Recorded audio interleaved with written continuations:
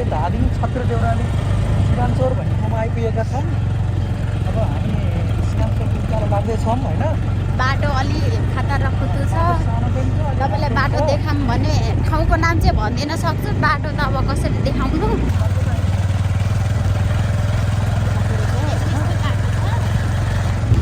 सोच विचार गरेर आउनु। अनि घुम्ने ठाउँ चाहिँ एकदम राम्रो हो फेरि, घुम्न मिल्ने। यता उकालो लाग्न नि मिल्छ, बाटो चाहिँ अलिकति उ छ। बाइकमा आए आनन्द हो, गाडीमा नि आउन सकिन्छ।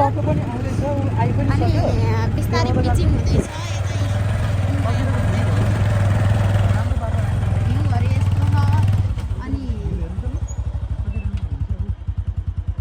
यो पुरै धादिङ हो। यो देखिएको डाँडा चाहिँ धादिङ हो। त्योभन्दा अर्को डाँडाहरू चाहिँ यसलाई चाहिँ के भन्छ भन्दाखेरि नुवाकोट भन्छ है। पारी मोटरसाइकल आइरह, त्यो मोटरसाइकल एकैछिनमा आउँछ। त्यो त कुन अब यतातिर आएपछि हामी धादिङतिर ढार्के सिधा पाइलाको बाटो छ। यो चाहिँ योभन्दा अलिक तलपट्टि हो। तल त्यो बिजुलीको तार राखिरहेको नि त्योभन्दा तल है। यो अब हामी यो धादिङतिर छिरेछौँ। बाटो त राम्रो है, त्योभन्दा तल चाहिँ अलिकति उ छ। नभए जे होस् ठिकै हो। अहिले बिस्तारै पिचिङ हुँदैछ। हो बिचमा अघि थिएन त, हामी यहीँबाट त आएको नि। कहाँ थियो र? थिएन। लौ न कोही थियो कि के अरे, अघिसम्म रुखे डल्या थिएन त। लौ न हामी चाहिँ यसो यसो तान्ने बाख्रा लिएर बच्चाहरू। ओहो कति धेरै जानु भाइ। हामी कस्तो राम्रो बाटो छ। यसो कहिलेकाहीँ घुम्न आउँदा हुन्छ। एरिया एकदम राम्रो छ।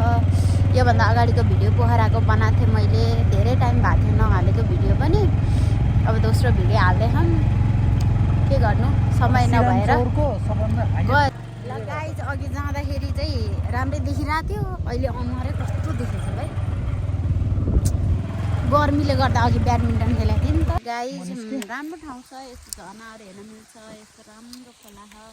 अस्ति बरु यो पहिरो गएर अलिकति यहाँ उ भएको छ, तर बाटो उता गाडी जाने यताबाट नि मिल्छ गाडी जानलाई। कस्तो राम्रो चराचुरुङ्गी छ।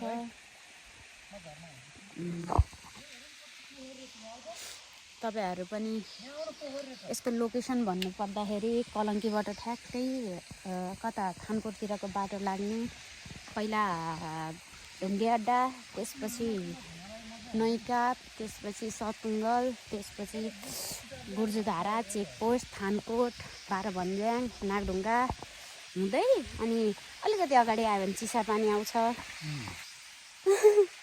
चिसापानी आउँछ। त्यसपछि चिसापानीको बाटोबाट उकालो लाग्दै भित्रतिर अलि बढी भित्र आउनुपर्छ। अनि त्यसपछि बाटो आउँछ। हेर्नु कस्तो राम्रो छ, कस्तो हो हेर्नु, राम्रो छ, त्यस्तो नराम्रो पनि छैन। यत्रो यो झरना लुकेको खाम जस्तै हो यो, राम्रो छ।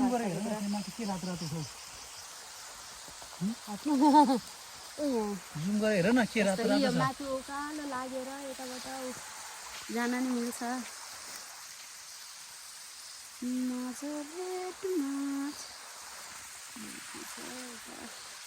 घुम्न मिल्ने ठाउँहरू छ, वन पाहाडहरू छ, राम्रो ठाउँ छ।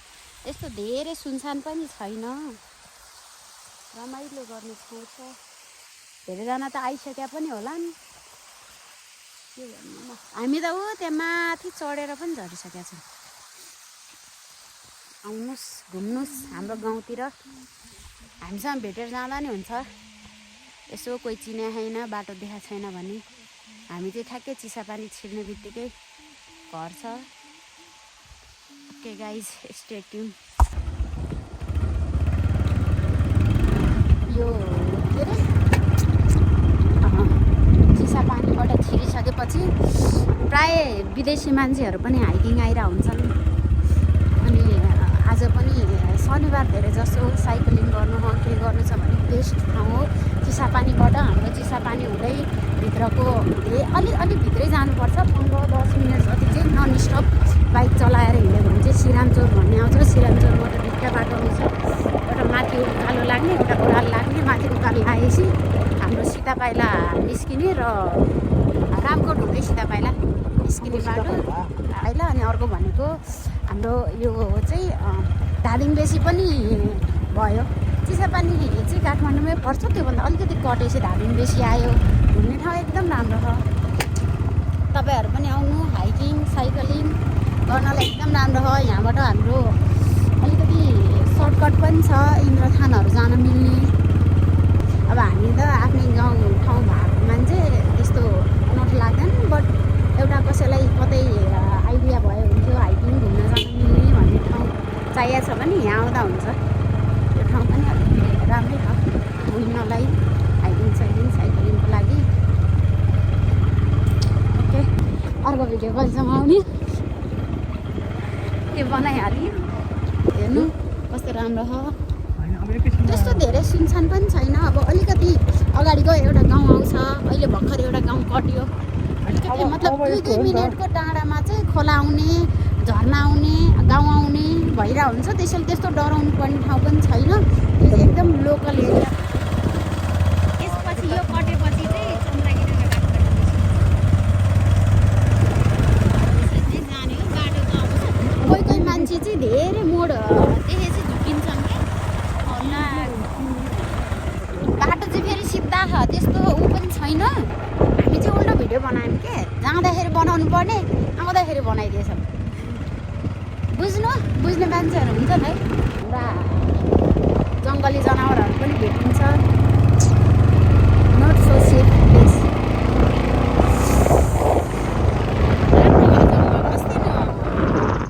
आगो भीषण आगो लागेको थियो झरीको बेला। अहिले सफा भएको छ।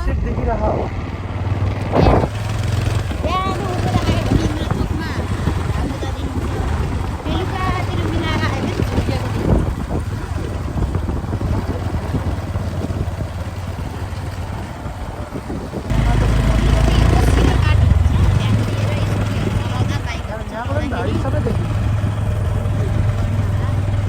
अब भ्यूको कुरा गर्नुभयो भने यस्तो हो भ्यूहरू। ल हाम्रो चण्डी भैरव भन्ने छ, अनि यहाँ एउटा चण्डी भैरव भन्ने स्कुल छ। राम्रो हो, सरकारी स्कुल हो। स्कुलको प्रमोट त के गर्नु होइन, आफ्नै गाउँठाउँको स्कुल हो, राम्रो छ। धेरै स्टुडेन्टहरू छ, लगभग गाडीको व्यवस्था छ। अब यो एउटा स्कुल पनि यहाँ कटेसी, ठ्याक्कै मन्दिर कटेर आयौँ हामी।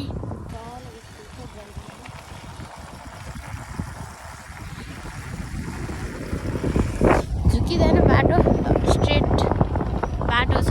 कुनै गाउँ आउँछ त्यस्तो त्यो घुम्नुपर्ने अल्झिनुपर्ने बाटोहरू चाहिँ छैन, सिधा गए हुन्छ। धेरै झुक्यो भने चाहिँ यहाँ गाउँठाउँ हिँडिरहेको मान्छेहरूलाई सोद्धा हुन्छ, लोकल मान्छेहरू नै हुन्छ प्रायः जसो। शनिबार मात्र मान्छेहरू चाहिँ घुम्न आउने हिँड्न आउने।